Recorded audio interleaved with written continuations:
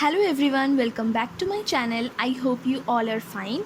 In this video, I'm going to explain the chapter The Eyes Have It by Ruskin Bond. I am dividing this video into 4 parts. Part 1 is about the author. Part 2 is about the introduction to the short story The Eyes Have It. Part 3 is about the summary. Part 4 is about a short analysis to the chapter. So keep listening to the video attentively. Part 1 about the author. Ruskin Bond, born in 1934. The octogenarian writer Ruskin Bond was born on 19th of May 1934 at Kasauli in Himachal Pradesh. Octogenarian means the person between 80 to 89 years old. He is one of the best contemporary Indian writers of British descent. Bond had received his schooling in Mussoorie and later he was raised in Dehradun.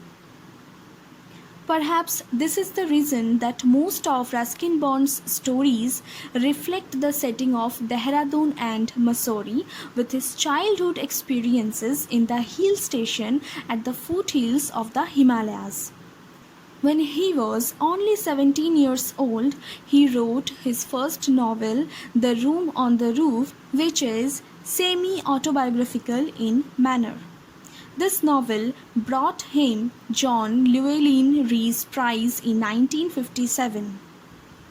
His stories are simple in language and nostalgic in manner. His writings play an important role in the growth of children's literature. His popular books, apart from The Room on the Roof, are Time Stops at Shamli, The Blue Umbrella, The Night Train at Deoli, The Adventures of Rusty, etc.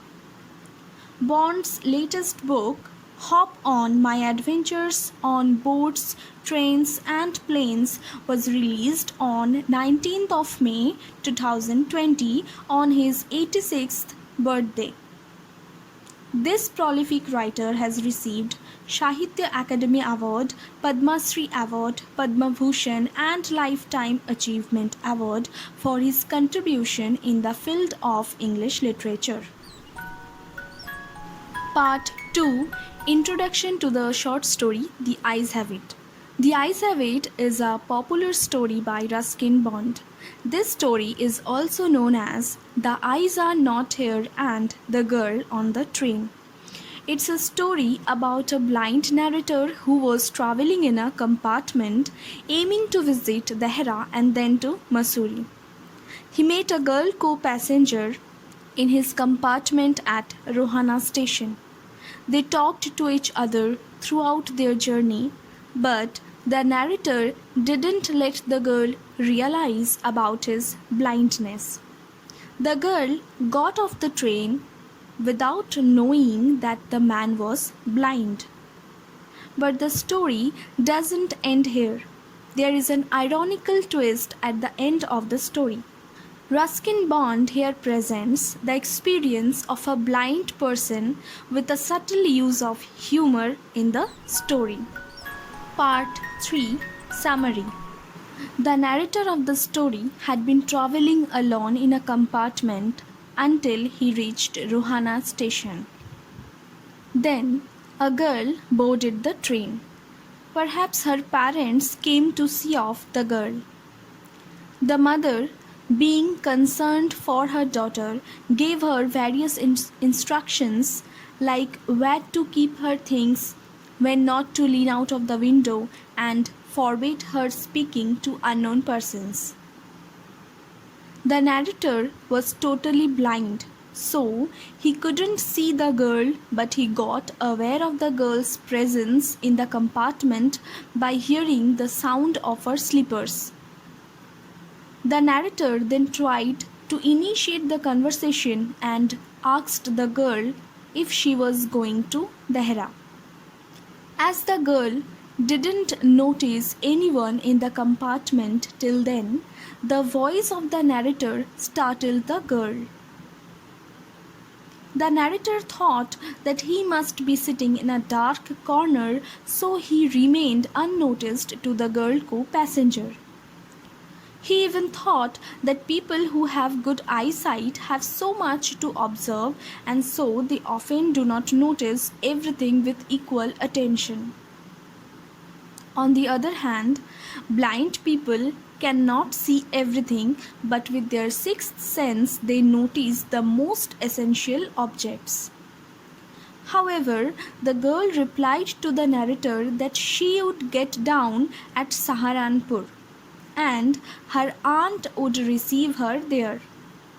On hearing this, the narrator expressed that he must not talk to the girl much, as aunts are formidable, that means dreadful creatures.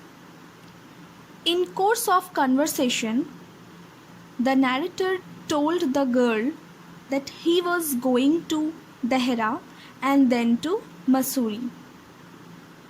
In knowing that, the girl expressed deep love for the hills in Mussoorie. The narrator said October is the best time to visit the hills in Mussoorie. Then, on recalling his memories, he started to depict the scenic beauty of Mussoorie, saying that the hills are covered with wild dahlias, the sun looks delicious, the roads are quiet and almost deserted, that means empty. After a while, the narrator asked the girl what it was happening outside. The narrator realized he made a mistake by asking this question because it might let the girl know that the man was blind. But the girl didn't get anything about his blindness and asked the narrator to look outside the window himself. The blind man pretended to look outside and started narrating things from his mind's eye. They sat for a while in silence. Then the narrator gave the girl a compliment that she had an interesting face. The girl didn't resist flattery and she made a clear ringing laugh. She said that she was tired of getting the compliment that she had a pretty face.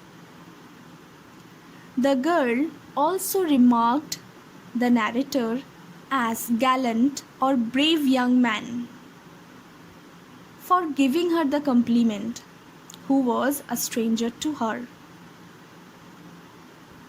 She even asked why he was so serious. He wanted to laugh, but he felt troubled and lonely. When the train was about to reach Saharanpur station, the girl felt happy and said that she could not bear to sit in a train for more than 2 or 3 hours, whereas the narrator thought he could sit there for almost any length of time just to listen to her talking. When the train reached Saharanpur, the girl began to collect her things. The shouting of the porters and a high-pitched female voice could only be heard to the narrator. At the time of parting, the narrator could feel the sweet fragrance from the girl's hair, but she moved away, saying goodbye to the narrator. Just after the girl departed, the narrator heard a man seeking apology to someone in the doorway. He again, in a lonely compartment, took his seat and felt lost in a reverie. Reverie means daydream. The new passenger entered the compartment and apologized to the narrator. He said that that means the narrator, would be disappointed in knowing that the new fellow traveler was less attractive than the girl co-passenger. The narrator said in reply that she was an interesting girl, Then he asked the new co-passenger how the girl kept her hair, long or short. The new fellow traveler said that he hadn't noticed that, but he noticed the eyes of the girl as they were so beautiful, but they were useless to her because she was completely blind. Part 4, Analysis. There is neither much description nor any digression from the main plot of the story, and it contains very limited characters. Even the story ends with a climax, leaving a quest for the readers. For having these characteristics, the story The Eyes Have It can aptly be called a short story. The story is written from the perspective of a blind person.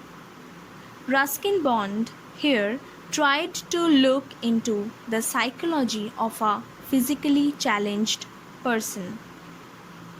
The narrator's blindness actually stands for his weakness, which he wants to conceal from the girl co-passenger. This constant effort of hiding his blindness and thereby deceiving the girl sometimes produces humor in the story. But this humor takes an ironical turn when he is informed by the third co-passenger that the girl is blind or sightless. It means that the narrator himself is deceived by the girl co-passenger. The humor lies in the fact that both the narrator and the girl co-passenger struggle throughout their journey to hide their blindness from each other. But in the end, it was only the narrator who discovered the truth. Even in the end of the story, the narrator's blindness remains unrevealed to the girl. So this was all about the video. I hope this video will help you in learning this chapter to some extent. For better understanding, I suggest you to read the chapter thoroughly. So stay at home, stay safe and keep learning. Thank you.